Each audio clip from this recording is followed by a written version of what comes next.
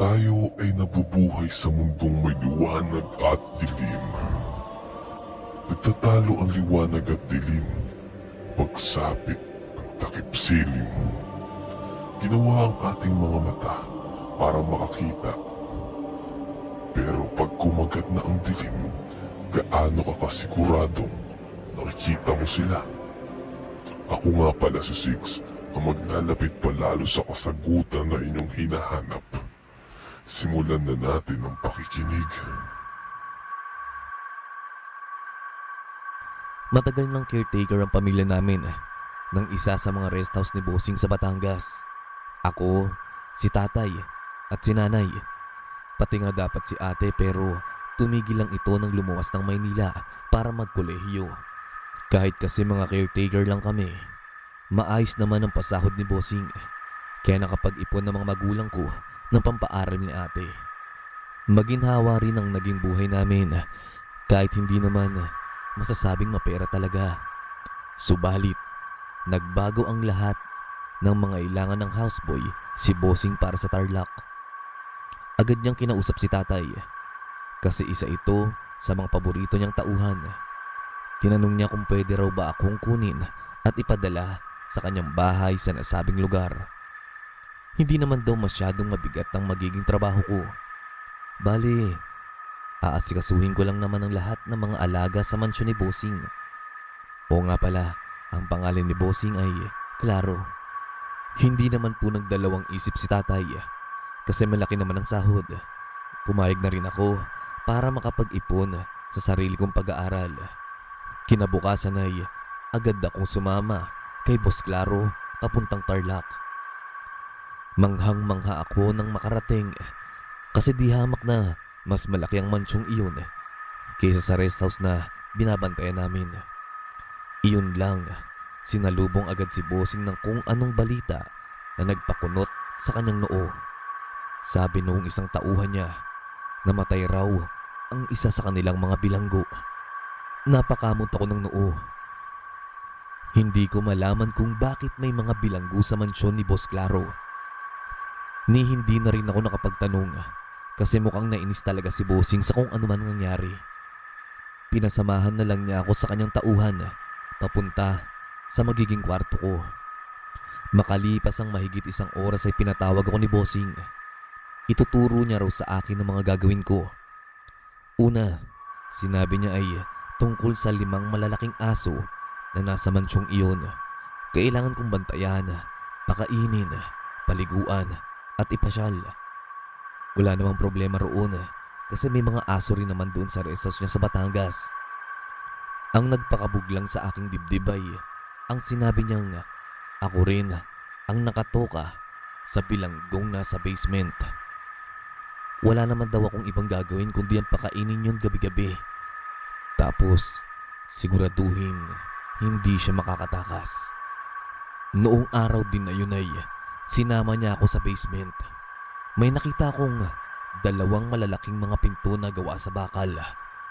May tigta 3 kandado ang mga ito. Ang 3 pintong iyon ay meron ring tigi-isang maliit na bukasan sa bandang ibaba. Doon ko raw idadaan ng pagkain. Sabi ni Boss Claro, bawat gabi raw ay pakainin ko ng 1 kilong hilaw na karning baboy ang bilanggo na nasa kanang pinto. Pagkatapos, mahigpit niyang bilin sa akin na huwag na huwag kong kakausapin ang bilanggong iyon. Tinanong ko rin siya kung ano ang gagawin sa bilanggong nasa kaliwang pinto. Nagpalatak siya ng dila at umiiling. Sabi niya, di ko na raw iyon kailangang alalahanin kasi namatay na ito bago pa kami makarating. Dagdag tanong ko, ano bang ginagawa ng mga bilanggong iyon sa mansyon niya? Bakit kako meron siyang mga bilanggo? At bakit hilaw na karne ang ipapakain? Nang mga oras na yun ay tumingin ng diretso si Bossing sa mga mata ko. Pahayag niya, wag na akong maraming tanong. Basta gawin ko na lang daw ang trabaho ko. Medyo kinalabutan ako sa titig na yun, kaya napayuko na lang ako at tumango. Pagsapit ng gabi, pasado 9:00, Bumaba nga ako sa basement para maghatid ng pagkain. Nakalagay sa isang mangkok ang 1 kilong hilaw na karne ng baboy. Pagkarating ko sa tapat ng pinto, narinig kong umiiyak ang kung sinong bilanggo sa loob. Malinaw kong naririnig ang kanyang hagulgol habang sumasambit ng nanay. Napahinto ako kasi mukhang hindi naman pala isang delikadong tao ang nakakulong roon. Tinig lang ng isang binata ang naririnig ko. Natukso akong kausapin siya at tanungin, pero naalala ko ang habilin ni Bossing. Kaya naman binuksan ko na lang ang maliit na daanan ng pagkain sa ibaba ng pinto. Pagkatapos noon ay ipinasok ko na ang mangkok. Tumigil sa pag-iyak ang nasa loob.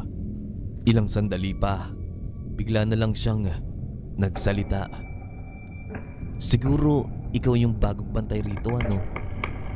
Hindi ako sumagot. Lumipas ulit ang ilang segundo. Nagsalita na naman ang binatang di ko nakikita. "Ayos lang kung hindi mo ako kausapin. Naiintindihan kong sinusunod mo lang ang utos sa'yo ni Claro. Pasensya na lang din at napadaldal ako. Nalulungkot lang kasi ako sa pagkamatay ng nanay ko kanina." Sampit niya sa akin. Tuloy-tuloy lang din siya sa pagsasalita kahit hindi ako sumasagot. Basta sinasabi lang niyang nalulungkot siya. Nangungulila raw siya sa kinalakhan niyang kabundukan at gubat sa lugar ng kanilang tribo. Ilang minuto pa, itinulak na niya ang mangkok palabas. Agad ko naman iyong kinuha at sinarhan ang maliit na bukasan. Noong gabing iyon ay hindi ako nakatulog ng maayos. Gumugulo sa isip ko kung bakit may nakakulong na isang binata sa basement. Hindi naman ito mukhang bayolente o mapanganib. Maayos naman itong nakakausap. Ang nakakapagtaka lang siguro ay ang pagkain nito ng hilaw na karne. Lumipas ang ilang pang mga gabi. Palaging ganoon ang tagpo kapag naghahatid ako ng pagkain sa binatang nagpakilalang si Anton. Ang dami kong nalaman tungkol sa kanya, partikular ang naging buhay niya sa bundok. Hindi ko na nga lang nalaman kung bakit nga ba talaga siya naroroon, dahil hindi ko rin talaga siya tinatanong o kinakausap, gaya na rin ang pilin ni Boss Claro. Ika-4 na gabi ng pananatili ko sa mansyon. Nagulat na lang ako nang galit na dumating si Boss Claro. Saktong kinukuha ko na noon ang pinagkainang mangkok ni Anton. Tuloy-tuloy na bumaba sa basement si Bossing. Pagkatapos ay pinatabi ako. Walang ano-ano'y binuksan niya ang bakal na pinto, pumasok sa loob at pagkatapos ay sinara ito. Sandali ako natigilan na makita ang isang napakapayat at nanlilimahid na binata sa loob ng kwartong iyon. Di ko nga lang naaaninag nang maayos ang kanyang muka dahil nga sinara agad ni Bossing ang pinto. Doon ay narinig kong galit na pinagbubugbog ni Bossing si Anton. Rinig na rinig ko rin ang sabi ni Bossing na, "Nasa na ba ang swerteng dala nyo, ha? Bakit sunod-sunod na kapalpakan ang hinaharap ng mga negosyo ko mula nang mamatay ang lecheng nanay mo? Ano, ha? Wala ka bang silbi? Sumagot ka." Hindi ko narinig na nagsalita ang binata. Dumadaing lang ito sa pambubugbog ni Boss Claro. Ako na may labis na naguguluhan kung bakit yun sinasabi ng amo ko. Mga 15 minuto pa at muling nagbukas ang pinto. Sa pagkakataong iyon, kita kong may mga bahid ng dugo sa sahig at tingting ng kwarto. Nakasalampak din sa sahig ang lupaypay at dugo ang binata. Lumabas si Bossing at agad kinandado ang pinto. Sabi niya, "Makinig ka, Benji. Huwag mo munang pakakainin yung punyetang yan sa loob ng 1 linggo. Maliwanag?" Taranta akong tumango habang nananatiling nakatayo. Pinagmasdan ko lang si Bossing na umakyat palabas ng basement. Hindi ako nakakilos sa loob ng ilang minuto. Nang matauhan, pabulong ako nagsalita. "Anton, ayos ka lang?" Hindi agad nakasagot ang bilanggo. Inulit ko ang pagtawag sa kanya Hanggang sa mahinahon siyang nagsalita. Oo, ayos lang ako. Huwag mo akong alalahanin. Teka, bawal mo ako usapin, di ba? Huwag mo na rin akong alalahanin. Di naman malalaman ni Bossing eh. Ang mahalaga ikaw. Bugbog sarado ka eh. Teka, ano ba kasing dahilan ba't ka nakakulong dyan? Bakit ka niya sinasaktan? Ilang sandaling nanahimik ulit si Anton. Pagkatapos ay nagsalita ito. Iginulong kami ni Claro bilang pampaswerte. Kami ng namayapa kong nanay. Yun kasi ang paniniwala niya sa mga aswang. Napakamot na lang ako bigla sa batok.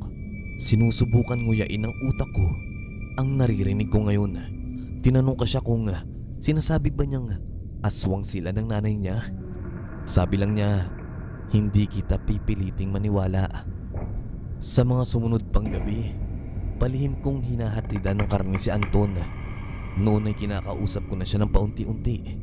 Bagamat palagi akong alerto at baka mahuli ako ni Bossing. Hindi na ako nakiusisa tungkol sa kanilang angkan o kanyang pagiging aswang kuno.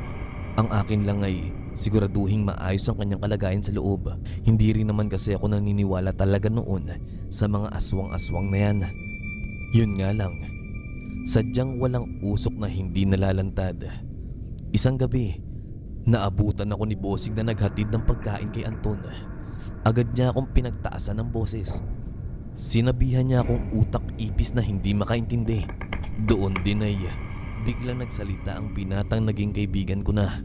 Sinabi nito kay Bossing na huwag niya akong sasaktan.